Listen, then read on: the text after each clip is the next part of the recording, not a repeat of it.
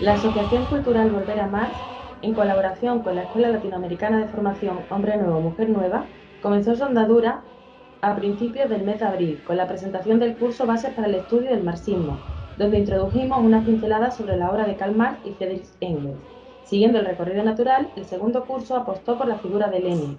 En este tercer curso abordaremos la obra de Stalin y su papel fundamental en la construcción del socialismo. Esta ya es nuestra última clase, donde vamos a abordar un tema fundamental que también ayuda a explicar del porqué de la necesidad de este curso, que es el odio a Stalin. Esta clase la dará el profesor Ejido, como en otras ocasiones. Igualmente, al ser la última clase, queremos agradecer la participación de otros compañeros de Volver a Marx, como es el caso de Pablo y David, en la clase dedicada a la Gran Guerra Patria, y también a los compañeros de la Asociación Hispano-Soviética por la magnífica sesión que tuvimos sobre el tema de las purgas. Recordamos que recordamos que apaguéis los micrófonos y las cámaras y que después se podrán hacer una serie de preguntas que serán contestadas de forma presencial. Muchas gracias. Vale. Muy buenas tardes. He visto precisamente en la televisión a esta especie de Goebbels castizo en el Congreso de los Diputados, un tal Abascal, que nuestros camaradas y hermanos latinoamericanos no conocerán, ni falta que les hace, decir que el virus viene de la China comunista. Como comunista son los socios del gobierno que gobierna España, de manera que establece una relación ad hominem entre el comunismo, el virus, el gobierno, en fin. Vamos a hablar un poco de la función social del odio a Stalin, y con estas citas con las que empiezo, en realidad vemos que la extrema derecha, la derecha al servicio del gran capital, ya está en un nivel de una patología anticomunista que merece un tratamiento psiquiátrico para el que no estamos calificados, pero sí estamos calificados para hacer un análisis sociológico y politológico del fenómeno del odio a Stalin, que tiene unos porqués y un objetivo. Pensamos que es lógico y casi es un honor que Stalin sea odiado por la burguesía y por patanes como el que he mencionado, que es el representante político de una de las fracciones apoyadas por el gran capital en el Congreso de los Diputados. No es un cualquier patán, porque Stalin es la representación del derrocamiento revolucionario y victorioso del capitalismo y su reemplazo por su negación, el socialismo. Y además, por si esto fuera poco, Stalin representa también el aplastamiento militar, ideológico y político del nazifascismo en 1945, en abril de 1945, que es el hijo y el instrumento del capitalismo para destruir el socialismo. Las clases dominantes derrocadas o incluso amenazadas en su poder por la clase dominada han reaccionado históricamente odiando a su enemigo. La República Romana no descansó hasta aniquilar al jefe de la rebelión de los esclavos, Espartaco, para castigar de manera ejemplar su gestión. La Iglesia romana asesinó al obispo gallego Prisciliano en la Alta Edad Media porque había desafiado su corrupción y planteaba un cristianismo igualitario. El Imperio Español desmembró en 1781 al cacique inca Túpac Amaru para castigar su rebelión, y a la entrada de Caracas expuso la cabeza decapitada y frita en aceite del patriota José Félix Rivas, que planteaba el fin de la opresión del colonialismo español. La extrema derecha feudalista odia insistentemente a la Revolución Francesa, que acabó con el poder de la feudalidad aristocrática. En España se escucha muy frecuentemente hablar mal del jacobinismo, sobre todo por los nacionalistas pretendidamente democráticos. Bueno, el jacobinismo representa el ala radical del revolucionarismo antifeudal francés. Al mismo Marx, el capitalismo le acusa de favorecer genocidios y tiranías.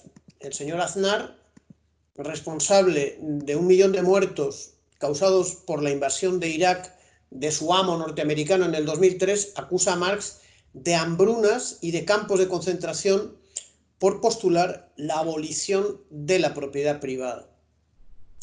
Cuando el socialismo soviético estuvo en la plenitud de su prestigio y su fuerza política y militar, Marx, Lenin y Stalin se hicieron respetar por los imperialistas, pero durante un breve periodo de tiempo. Tras contribuir decisivamente a destruir el fascismo alemán, destruir a sus aliados europeos, no hay que olvidar que Hitler no estaba solo. Había muchos regímenes criminales europeos a su servicio, por ejemplo la España de Franco, pero no solo, la dictadura húngara de Horthy, las burguesías nacionalistas bálticas, etc. El fascismo croata. Y también destruyó el militarismo japonés. Los líderes capitalistas reconocieron los méritos políticos y militares de Stalin. De Gaulle se traslada a Moscú en diciembre de 1944, todavía no ha terminado la guerra, para firmar un acuerdo con Stalin que dejase un espacio a la arrogante Francia burguesa que había capitulado de manera innoble ante Hitler. El presidente norteamericano, hijo de ricos industriales y terratenientes, Franklin Delano Roosevelt, en 1945 elogió a la Unión Soviética como una de las naciones amantes de la libertad. El primer ministro británico Winston Churchill, descendiente de una saga de matarifes de la nobleza británica, escribe a Stalin el 17 de enero de 1945 y le dice: «Os agradezco mucho vuestro mensaje. En nombre del gobierno de Su Majestad y de toda mi alma deseo expresaros nuestro agradecimiento y nuestras felicitaciones por la gigantesca ofensiva que habéis empezado en el frente del Este». Declara en varias ocasiones: «Este hombre me gusta». El jefe de gobierno democristiano, Alcide de Gasperi, declara en 1944: «Mérito inmenso secular histórico del ejército organizado por el genio de Stalin». El embajador estadounidense en Moscú en esa época, Haverel Harriman, reconoció la gran inteligencia de Stalin. Dirigente del Partido Laborista Británico, Harold J. Lasky, se declara admirador de Stalin. Pero al imperialismo estadounidense y a sus aliados europeos les vence el pánico de que la revolución socialista avance y triunfe en las metrópolis, derroque las dictaduras de Franco y Salazar, los partidos comunistas accedan al poder por vía electoral o insurreccional y los pueblos oprimidos por los imperios coloniales se emancipen de su yugo. En 1945 no solo se ha liberado del fascismo la Unión Soviética, sino también Yugoslavia y Albania por vía insurreccional, y gracias a la ayuda militar y política soviética, Polonia, Hungría, Rumanía, Bulgaria, Checoslovaquia, el este de Alemania e incluso Austria. En 1948 el pueblo italiano se levanta en armas tras un atentado contra el secretario general del Partido Comunista, Palmiro Togliatti, y el Partido Comunista griego lanza una guerra armada para tomar el poder. En 1945 se ha liberado del yugo francés el norte de Vietnam, que se convierte en república democrática con el comunista Ho Chi Minh como presidente, así como se ha liberado del yugo japonés la península coreana con el Partido de los Trabajadores y el camarada Kim Il-sung al frente. Lo que alarma inconteniblemente a los centros capitalistas es el triunfo de la Revolución Nacional Democrática dirigida por el Partido Comunista de China, de Mao Zedong y Zhou Enlai, el país más poblado de la Tierra, en 1949. En 1950, la nacionalización del petróleo, arrebatándoselo a los monopolios ingleses y gringos por el gobierno nacionalista iraní de Mohammad Mossadegh, apoyado por los comunistas del partido Tudeh, en Irán genera aún más pánico.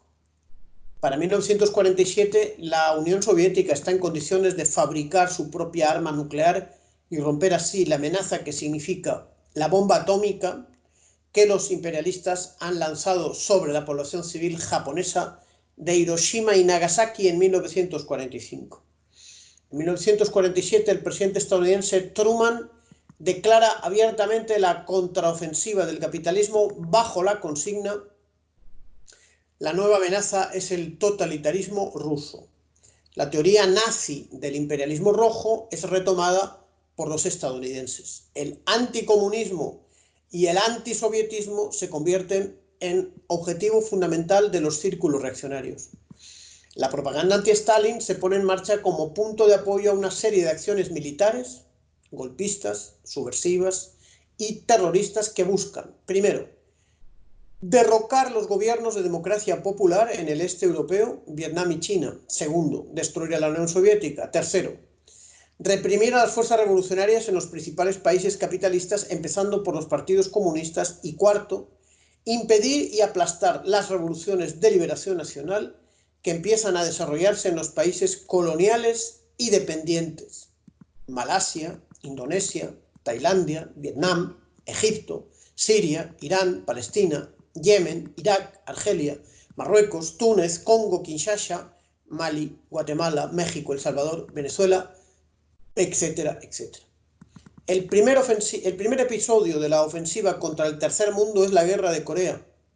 El segundo es el primer golpe de Estado que da la Agencia Central de Inteligencia, la CIA, acaba de crearse para combatir las ansias de democracia, independencia y socialismo de los pueblos del mundo.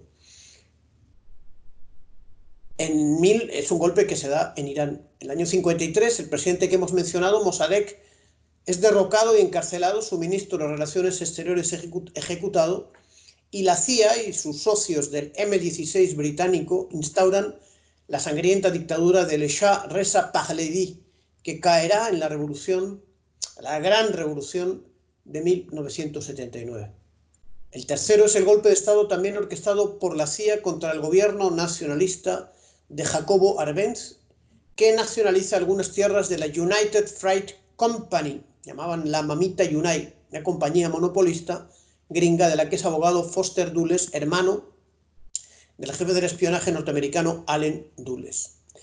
El cuarto golpe es una insurrección fascista contra la República Socialista de Hungría, orquestada también por la CIA, donde además de colgar en la calle a los comunistas, se derriban estatuas de Stalin. Estos golpes y guerras causan decenas de miles de muertos e instauran feroces dictaduras militares, salvo en Hungría, donde el Ejército Rojo y los comunistas húngaros derrotan la contrarrevolución. El trotskismo es llamado por los centros imperialistas a jugar un rol importante en la lucha ideológica contra el socialismo soviético. Un libro famoso evidencia la colaboración intensa de los trotskistas en la lucha anticomunista durante la llamada Guerra Fría. El libro La CIA y la Guerra Fría cultural. El trotskista norteamericano James Burnham es uno de los fundadores e ideólogo anticomunista de la CIA, que se basa en la estructura del anterior Servicio de Inteligencia norteamericano OSS. La CIA se encarga de preparar cuerpos represivos de asesinos y torturadores que impondrán dictaduras terroristas en Irán, Indonesia, Filipinas, Turquía, Corea del Sur, Taiwán, Vietnam del Sur, Jordania y América Latina y el Caribe, con el objeto de exterminar físicamente a las vanguardias patrióticas y democráticas de esos pueblos.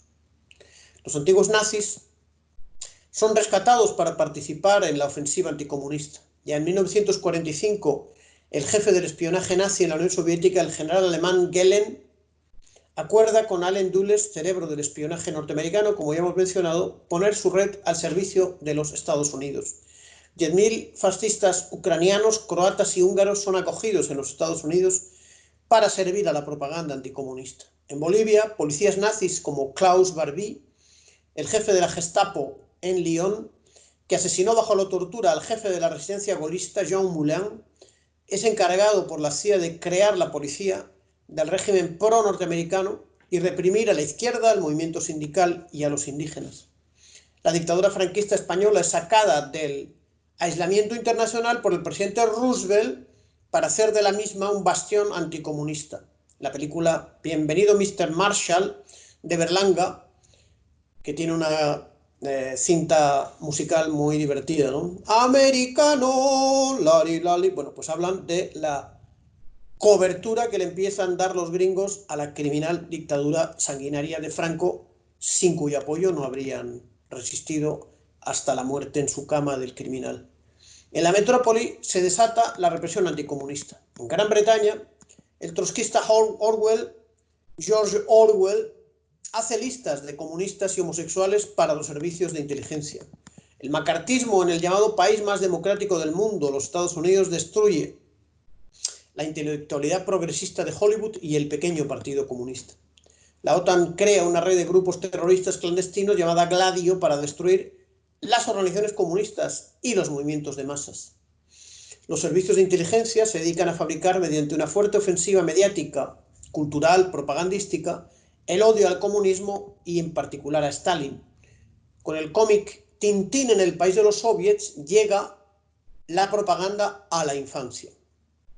Lamentablemente, el líder soviético Nikita Khrushchev aporta su contribución a esta campaña mediante el llamado informe secreto del 20 Congreso del PQS en 1956, que tendrá graves consecuencias políticas. Sembrar la confusión y el desánimo entre el pueblo soviético, dividir a los comunistas dentro de los partidos y países revolucionarios y ofrecer ventajas ideológicas a un enemigo feroz que se aprovecha de todos los recursos posibles para aplastar el socialismo y los países descolonizados progresistas. Es decir, la lucha de clases en el seno de la misma dirección soviética crea condiciones favorables para la intensa e incansable ofensiva anticomunista que llevará a fines de los 80 a la destrucción desde dentro de la Unión Soviética, y que las democracias populares de Checoslovaquia, Polonia, Hungría, Rumanía, Bulgaria, Albania, República Socialista Federativa de Yugoslavia, República Democrática de Alemania y Mongolia Popular sean derrocadas junto a los gobiernos aliados en África de Etiopía, Benín, Madagascar, Burkina Faso. Ya había sido asesinado el camarada Tomás Sankara, etc. En el interior del campo socialista también penetra la ideología antiestalinista, que va minando la capacidad ideológica de resistencia y la confianza de las masas y los comunistas en las victorias de alcance universal alcanzadas y en la necesidad de un rumbo socialista para el conjunto de la humanidad. El antiestalinismo sirvió para destruir la capacidad de resistencia de la mayoría popular del campo socialista, que podía haber resistido a la contrarrevolución criminal, como dice un respetable y patriótico intelectual opositor al socialismo, pero mucho más opositor al terrible golpe que sufrieron estos pueblos, el señor Zinoviev.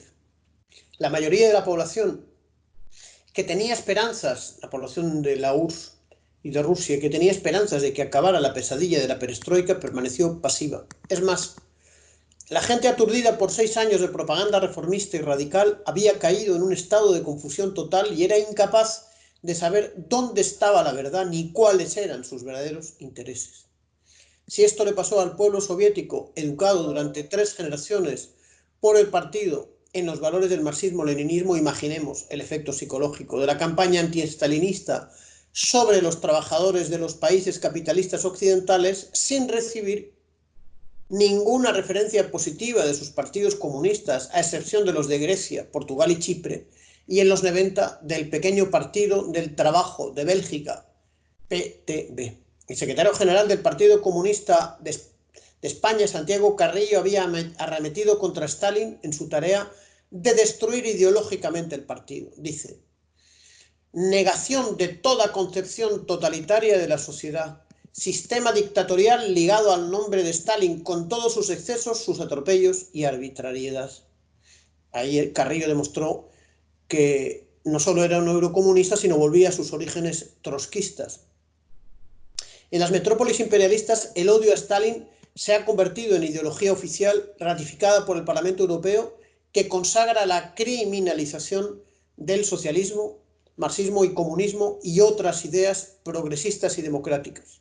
Legitima la prohibición de usar el nombre comunista en varios países neocolonizados del este europeo, Polonia, Hungría, Letonia, Lituania, Croacia, y justifica la presencia de sus regímenes en la alianza OTAN, cuyo principal objetivo es impedir la restauración socialista y el regreso de los comunistas y las fuerzas progresistas al poder. Por eso crecen las ideologías más chauvinistas, reaccionarias y fascistas, amparadas por la injerencia de la Unión Europea en contra de las protestas populares por la destrucción de las condiciones de vida y la real destrucción interna de esos países. El anticomunismo y antiestalinismo, que por supuesto no busca investigar sobre errores e incluso crímenes cometidos en la primera y durísima fase de construcción socialista, sino eliminar del corazón de los trabajadores toda búsqueda de socialismo, destruye a las ya reblandecidas fuerzas de izquierda occidentales y refuerza el crecimiento de los partidos de extrema derecha, belicistas, racistas y reaccionarios de todo tipo, que hoy aparecen desnudos sin camuflajes de revisionismo fascista. Veamos la horda de Vox, que afirma sin pudor que sus admirados franquistas fusilaron con amor a centenares de miles de sencillos campesinos españoles capturados. Combatir el antiestalinismo es defender un futuro democrático y socialista para la humanidad. De manera que un saludo a todos los cursantes. Aquí termina la clase de odio a Stalin y pasamos a la etapa de las preguntas. Carmen, si te parece. Perfecto.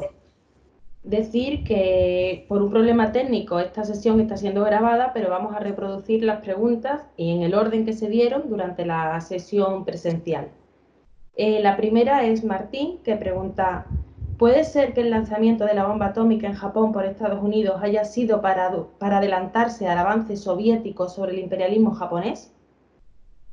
Sí, hay historiadores que han planteado efectivamente que la razón estratégica del lanzamiento de esas dos bombas de hidrógeno contra la población civil de Hiroshima y Nagasaki no respondía a una necesidad táctica frente a un ejército imperial japonés que ya estaba destruido y derrotado prácticamente, sino a mostrar para la época de la posguerra que la potencia que iba a mandar y dirigir eran los Estados Unidos de Norteamérica, ¿no?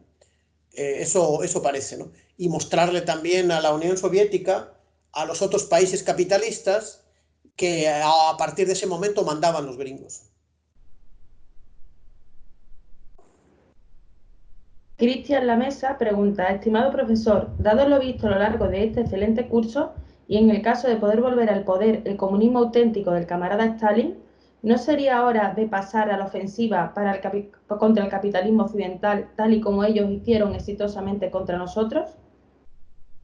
Yo diría que es necesario hacer un regreso a Marx, a Engels, actualizado recoger las experiencias.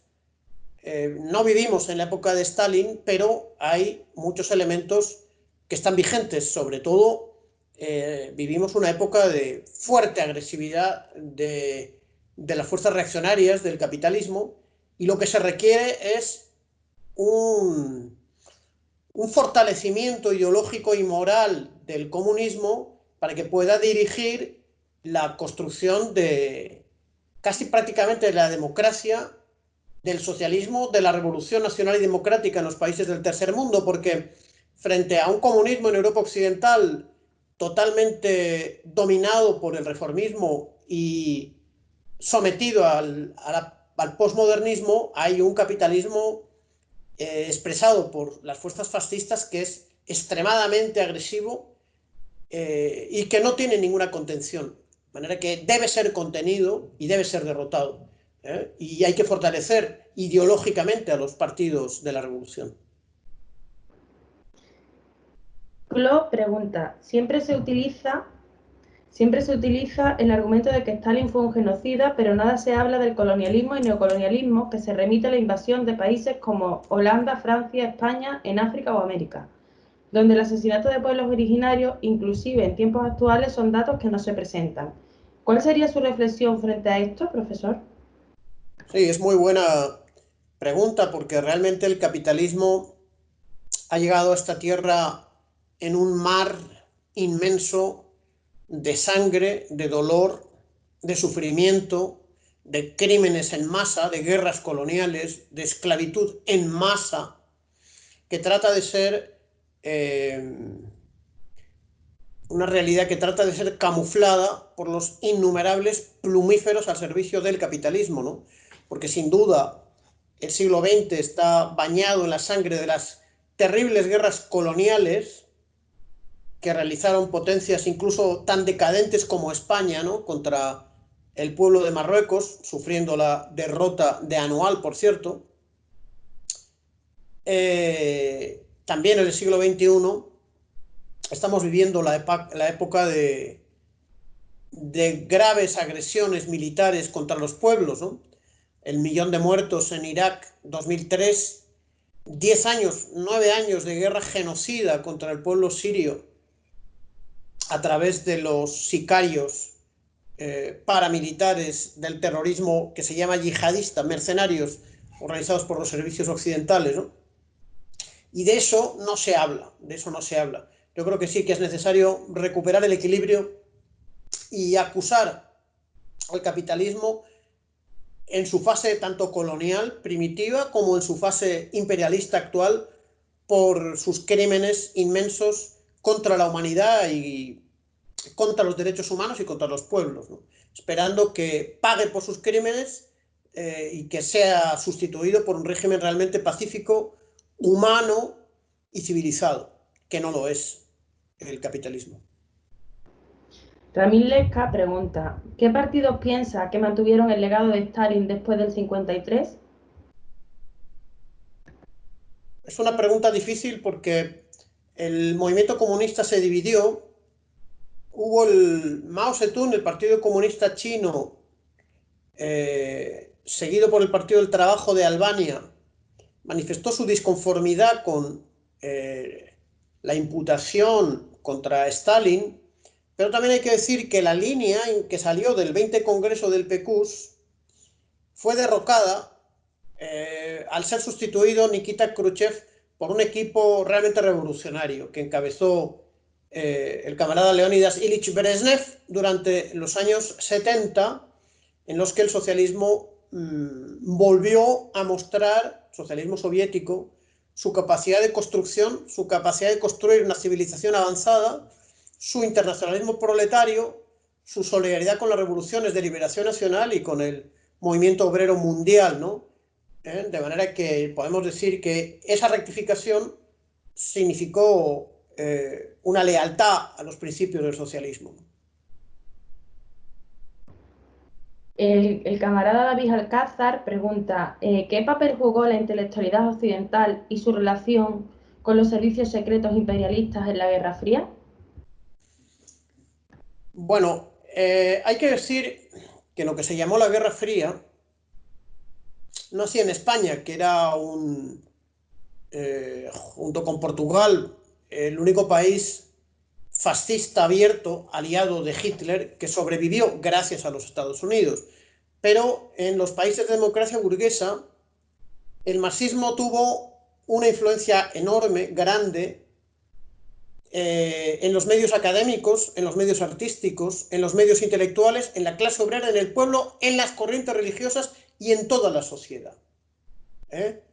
Entonces, eso preocupaba mucho a los servicios occidentales y al imperialismo, que lanzó una contraofensiva para tratar de sobornar a elementos, incluso de la izquierda, trotskistas, anarquistas, diversos contrarrevolucionarios, que fueron sobornados. Se describe perfectamente bien en el libro La CIA y la Guerra Fría Cultural, sobre todo para frenar la hegemonía o la gran influencia que llegó a tener el marxismo, por ejemplo, en las facultades de ciencias sociales y humanas en Francia, ¿no? Gran influencia en Italia, influencia notable en Bélgica. En Alemania del Oeste llegaron a ilegalizar el Partido Comunista.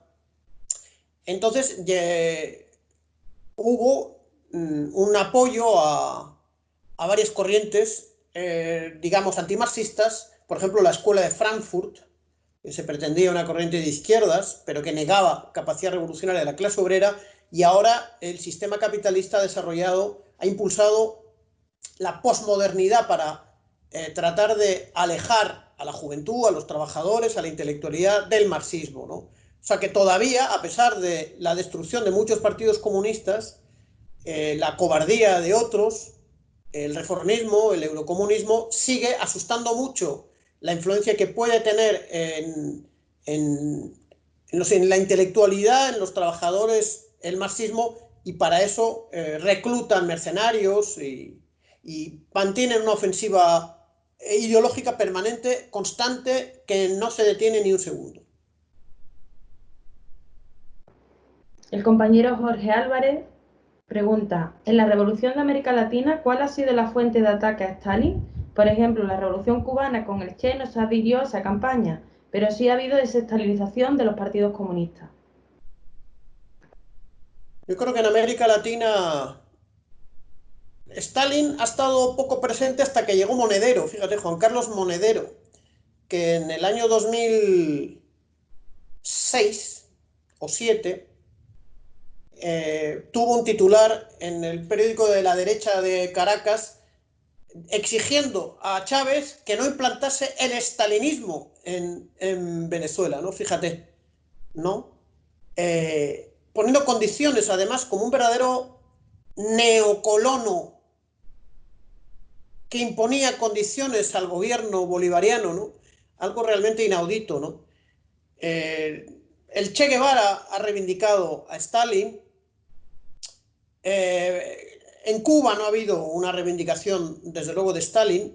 Los partidos comunistas siguieron la línea soviética de los años 60, 70, donde no había una reivindicación clara a Stalin, pero la reivindicación ha sido en los hechos, ha sido el avance de la lucha revolucionaria, muy esforzada en muchos países, la manera de ser leales a los fundadores del socialismo científico y a sus grandes constructores como Stalin, ¿no?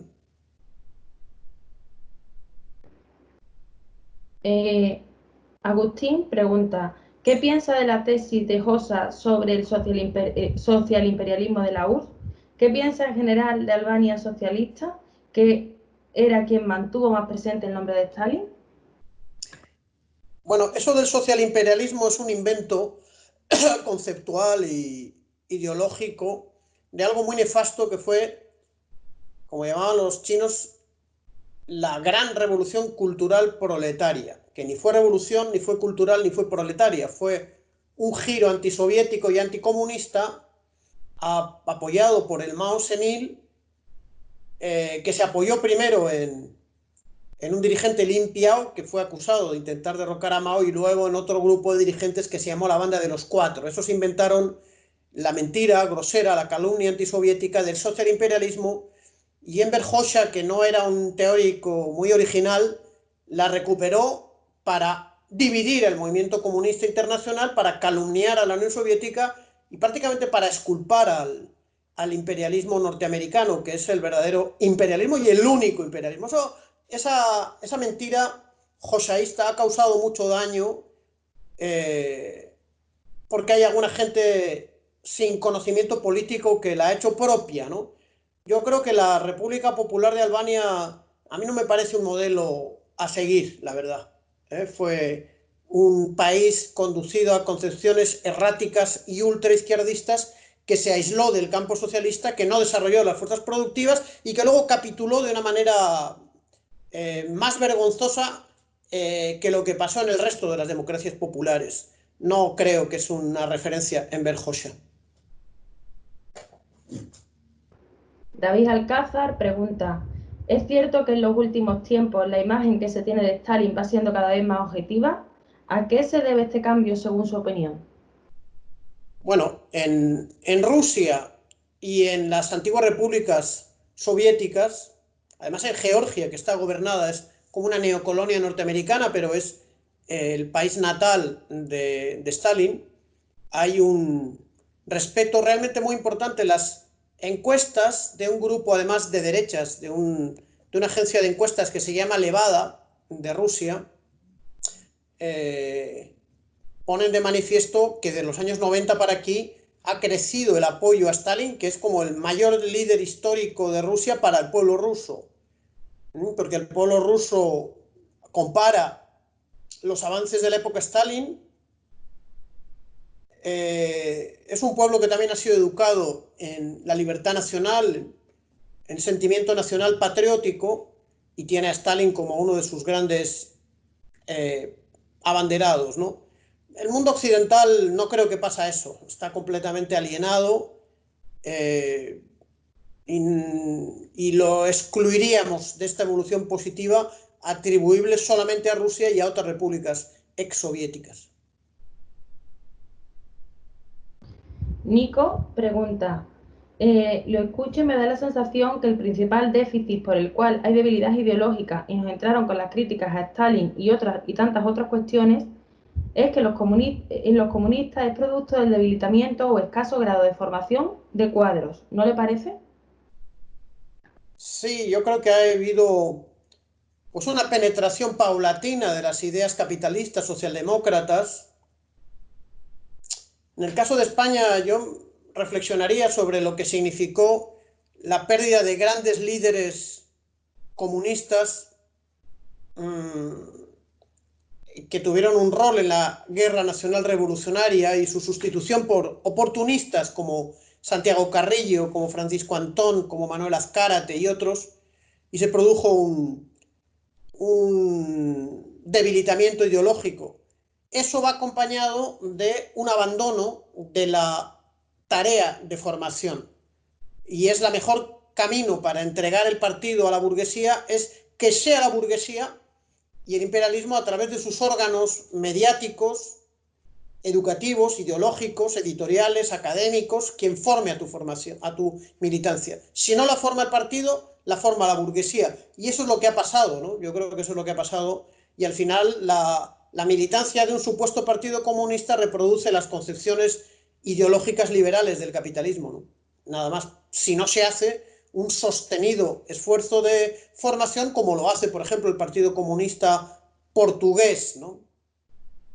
Y es posible que otros también, no conozco bien la realidad.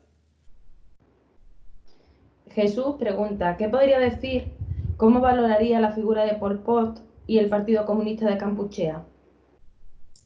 Bueno, Pol Pot no es ningún líder comunista, es un asesino genocida del pueblo camboyano o campucheano y es una excrescencia política hija de un proceso al que me he referido un poquito antes, ¿no? La revolución cultural maoísta, en su obsesión antisoviética, anticomunista, en sus concepciones erráticas, idealistas, ultraizquierdistas, generó y favoreció, impulsó una fracción dentro del Partido Comunista de Camboya o de Kampuchea. Nunca he sabido bien cómo prefieren los camboyanos o campucheanos ser llamados, camboyanos o campucheanos, pero es el mismo país, que hoy es, por cierto, una monarquía, ¿no? Entonces, la fracción maoísta tomó el poder frente a la fracción pro-soviética y pro-vietnamita en el momento de la revolución, el año 1975, cuando fue derrocado la dictadura pro-norteamericana de Lon Nol, y aplicaron unas políticas de genocidio, de forzar a la población de abandonar las ciudades, de reprimir a los intelectuales, y ser intelectual para ellos era saber leer o hablar algún idioma extranjero, ¿no? Fue algo vergonzoso que fue afortunadamente resuelto con la intervención de la parte sana del partido que creó el Frente Unido para la Salvación de Kampuchea, con el apoyo del Partido Comunista de Vietnam, que intervino militarmente para liquidar a los asesinos polpotianos y con toda la simpatía del campo socialista dirigido por la Unión Soviética en el año 1979, donde fue creada la República Popular de Kampuchea. Lucas pregunta, el odio a Stalin fue y es la respuesta más natural de la burguesía por el gigantesco éxito de la construcción del socialismo en la URSS. Hoy me da la sensación que ese miedo u odio está dirigido hacia la China popular y su partido comunista. Recordemos que Xi Jinping abiertamente reivindica a Stalin y critica abiertamente el anti-stalinismo. ¿Cree usted que así como Stalin y la URSS eran el respaldo de los procesos populares de su época, es hoy China en buena medida el respaldo de los procesos populares revolucionarios de la actualidad? Yo estoy de acuerdo con el camarada porque sí se observa un odio patológico de las fuerzas fascistas que gobiernan en Estados Unidos, Trump, Pompeo y su equipo de macarras de los monopolios, que todos los días regalan insultos al Partido Comunista de China y a la República Popular de China, ¿no? Yo creo que China es la garantía de la recuperación del prestigio para el socialismo científico, además de ser la base de la construcción de un mundo sin imperialismo. Y yo creo que debe de ser el estímulo más importante en estos momentos para construir partidos comunistas y para estudiar esta manera que tiene China de construir el socialismo y tomar ejemplo de que el socialismo no ha muerto. El socialismo con características chinas es arrollador, es absolutamente arrollador, y toca que los pueblos, también los países capitalistas, tomen nota y se dejen del cuento de que el socialismo ha muerto y la historia ha terminado, porque quien siga pensando eso no se da cuenta del mundo en el que vive, marcado por la nueva influencia del marxismo y del socialismo, gracias, como digo, a la fuerza del socialismo chino. Juan Salvador pregunta, estimado camarada, como he mencionado anteriormente, soy chileno. En este país se suele criticar al Partido Comunista por intentar tener acceso a la representación en el Estado burgués, a través de elecciones presidenciales, parlamentarias y municipales, tachándoles de reformistas y traidores. Sin embargo, ese partido mantiene la línea de Salvador Allende y su vía electoral hacia el socialismo, que resultó ser un fracaso en la práctica. El Partido Comunista chileno se declara como marxista-leninista, pero se desliga de Stalin y de la Unión Soviética, al menos en el discurso. La pregunta es, ¿se puede ser marxista-leninista y buscar la vía electoral? Esto considerando la lectura marxista-leninista de la realidad dialéctica, que no se podría sino adaptar a las tácticas a la realidad y contexto particular de cada movimiento. ¿Se puede considerar revolucionario un partido que busca la participación en la democracia burguesa? Bueno, para terminar por lo último, decir que, que Lenin, el partido bolchevique, participó en una democracia burguesa tan deficitaria, vamos a decir, y tan lamentable como la autocracia zarista, cuando a partir de 1905 se abre un régimen parlamentario y son legalizadas fuerzas de oposición. Y se convocan elecciones que fueron aprovechadas por los bolcheviques, que todavía estaban integrados con los bolcheviques en un único partido, ¿no? De manera que si se hubiese podido hacer la revolución únicamente ganando por la vía parlamentaria las elecciones, yo creo que Lenin, el partido bolchevique y Stalin se hubiesen ahorrado todos los muertos y toda la violencia de la toma violenta del poder. Lo que pasa es que no hubo manera de tomar el poder por la mayoría de la sociedad si no fuese por la Revolución de Octubre, ¿no? Pero no se, Lenin y Marx jamás descartaron en ningún momento, ni el socialismo científico ni el marxismo-leninismo, que si hay condiciones haya que apoyar la vía parlamentaria, de hecho, y la vía electoral. De hecho, creo que en 1949 el Frente de la Patria, formado por el Partido Comunista Checoslovaco y otras fuerzas democráticas, ganaron las elecciones parlamentarias frente a la derecha, que les permitió construir el socialismo y construir la República Socialista, ¿no? Sin duda, aprovechándose de la correlación de fuerzas favorable creada por los acuerdos de Yalta y la liberación por el Ejército Rojo de la Europa del Este, ¿no? Pero no fue una toma violenta del poder la que llevó el socialismo a Checoslovaquia, ¿no? De manera que no hay que ser dogmático y hay que estudiar todas las posibilidades sabiendo que la toma del poder político por la clase trabajadora y por el pueblo es el objetivo más importante de los partidos comunistas. Eso no se puede olvidar.